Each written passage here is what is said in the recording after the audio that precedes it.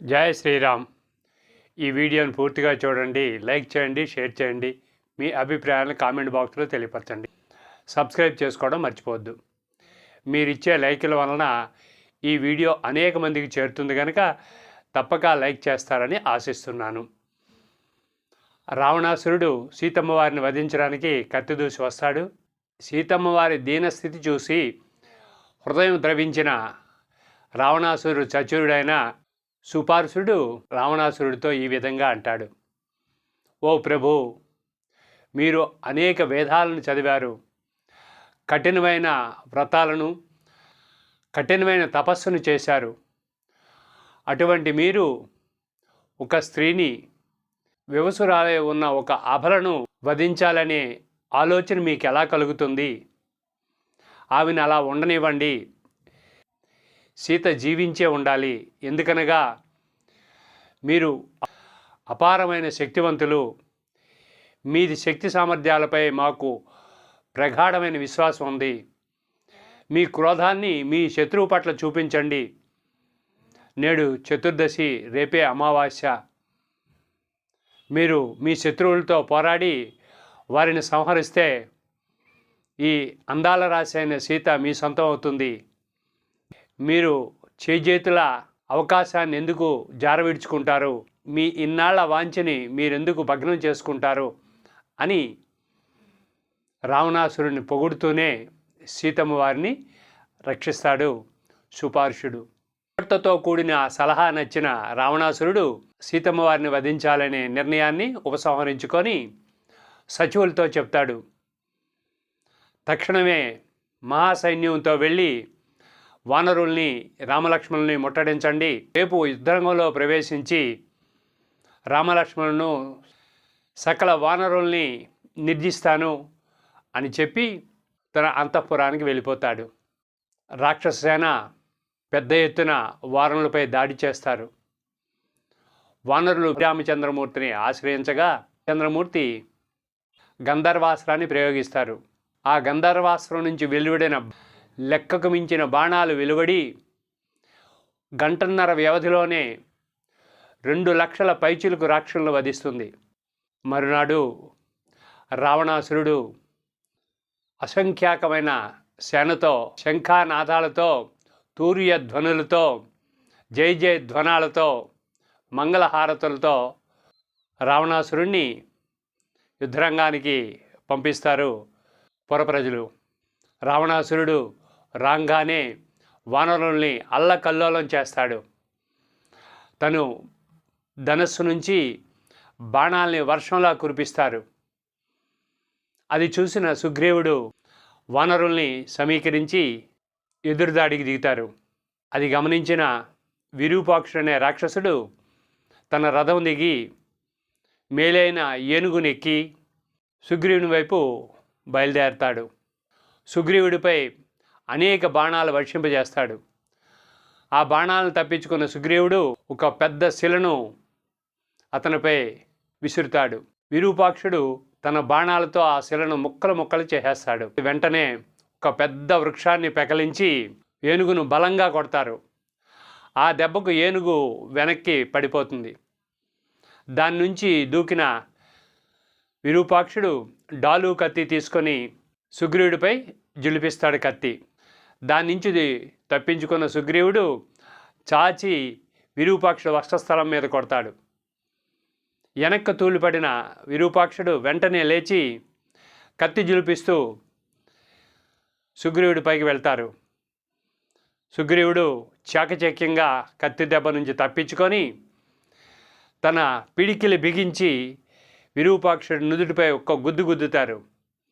ఆ దెబ్బకు విరూపాక్షుడి యొక్క నవరంధ్రాల్లోంచి రక్తం స్రవించి ఆయన మరణిస్తాడు. అదే ఊపులో అనేక మంది వానర వీరుల్ని సంహరిస్తాడు సుగ్రీవుడు. ఇది చూసిన రావణుడు అత్యంత క్రోధానికి లోనై తన బాణాల్ని వర్షింపజేస్తూ శ్రీరాముని వైపు బయలుదేరతారు.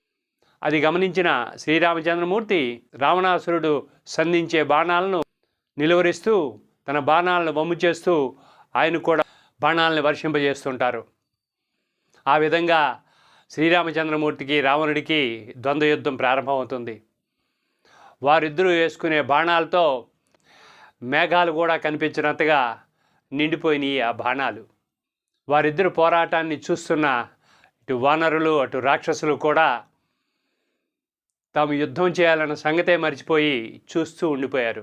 దివ్యమైన అస్త్రాలను రావణాసురుడు ప్రయోగిస్తుంటే అంతకు మించిన అస్త్రాలను ప్రయోగించి వాటినన్నీ వమ్ము చేస్తుంటారు శ్రీరామచంద్రమూర్తి. రావణుడు పట్టరాని క్రోధంతో సూర్యాస్త్రాన్ని ప్రయోగిస్తాడు రావణాసురుడు. సూర్యాస్త్రం విపరీతమైన కాంతులు విరజిమ్ముకుంటూ చక్రాలు తిరుక్కుంటూ వస్తూ ఉంటుంది. శ్రీరామచంద్రమూర్తి దాన్ని నియంత్రించడానికి ప్రయత్నిస్తుండగా రావణుడు 10 బాణాలు వేసి శ్రీరామచంద్రమూర్తి శరీరాన్ని గాయపరుస్తారు. అయినప్పటికీ కూడా తొణకకుండా వెనకకుండా శ్రీరామచంద్రమూర్తి ఆ సూర్యాస్త్రాన్ని నిర్వీర్యం చేస్తారు. శ్రీరామచంద్రమూర్తి వెంటనే రావణుడి మీద కూడా గొప్ప అస్త్రాలను ప్రయోగించగా అవన్నీ అతని కవచాన్ని తగిలి కింద పడిపోతున్నాయి, కానీ శరీరానికి ఎటువంటి గాయాలు కలగడం లేదు. విభీషణుడు రావణాసురుడి గుర్రాల్ని గదతో మోది చంపేస్తారు. లక్ష్మణుడు రథసారథి శిరస్సు ఖండిస్తారు, రథాన్ని ధ్వంసం చేస్తారు. రథంపై నుంచి నేలకు ద్రోకిన రావణాసురుడు విభీషణుడిపై క్రోధంతో శూలాన్ని విసురుతారు. అప్రమత్తమైన శ్రీ లక్ష్మణస్వామి ఆ శూలాన్ని 3 బాణాలు వేసి విరగొట్టేస్తారు. మయుడు సృష్టించిన ఒక అపూర్వమైన శూలాన్ని అభిమంత్రిస్తుంటాడు విభీషణుడి మీదకి. విభీషణుడి ప్రాణానికి హానికి జరుగుతుందని తెలిసిన శ్రీ లక్ష్మణుడు అనేక బాణాలు రావణాసురుడిపై సంధిస్తారు. ఆ ధాటికి నివ్వెరపోయిన రావణాసురుడు కాసేపు స్థాణువై నిలబడి వెంటనే చెప్తాడు లక్ష్మణస్వామికి, విభీషణుడి ప్రాణాలకు రక్షణగా నిలిచిన నీవు ఈ శూలానికి బలి అవుతావని చెప్పేసి శ్రీ లక్ష్మణస్వామిపై ప్రయోగిస్తాడు. అది ఆకాశంలో కాంతులీనుతూ దూసుకొస్తుంది. అది చూసిన శ్రీరామచంద్రమూర్తి ఆ శూలానికి ప్రార్థన చేస్తారు, తన శక్తిని ఉపసంహరించుకోమని. అప్పటికే అది వేగంగా వచ్చి లక్ష్మణస్వామి వక్షస్థలాన్ని చీల్చుకుంటూ నేలలో దిగబడుతుంది. లక్ష్మణుడు నేల కూలిపోతాడు. అది చూసిన రాక్షసులు కేరింతలు కొట్టగా రావణాసురుడు చాలా ఆనందాన్ని పొందుతాడు. శ్రీరామచంద్రమూర్తి శ్రీ లక్ష్మణస్వామిని సమీపించి ఆ శూలాన్ని పెరికి శ్రీ లక్ష్మణుడి తలను తన ఒడిలోకి తీసుకొని కన్నీరు కారుస్తుంటాడు. వెంటనే సుషేణుని పిలిపిస్తారు శ్రీరామచంద్రమూర్తి. సుషేణుడు వచ్చి శ్రీ లక్ష్మణుని చూసి, రామ, లక్ష్మణుడు మరణించలేదు, ముఖంలో తేజస్సు తగ్గలేదు, కళ్ళు చూడండి కాంతివంతంగా ఉన్నాయి, స్పృహ కోల్పోయి మైకంలో ఉన్నారు, మీరు వెంటనే హనుమను పంపించి మృత సంజీవిని రప్పించారంటే మళ్ళీ లక్ష్మణుడు తేరుకుంటాడని చెప్తారు. హనుమను శ్రీరామచంద్రమూర్తి ఆజ్ఞాపించగానే అమితోత్సాహంతో వెళ్ళి ఒక్క ఉదుటన ఆ పర్వతాన్ని పెకలించి తీసుకొస్తాడు. ఆ పర్వతంపై కావలసిన ఔషధ మూలికలను సేకరించి దాని ఆవిరిని లక్ష్మణస్వామికి ఆఘ్రాణింపజేస్తారు. అది పీల్చిన శ్రీ లక్ష్మణుడు గాయాలన్నీ మానిపోయి నూతన ఉత్తేజంతో తేజస్సుతో లేచి కూర్చుంటారు.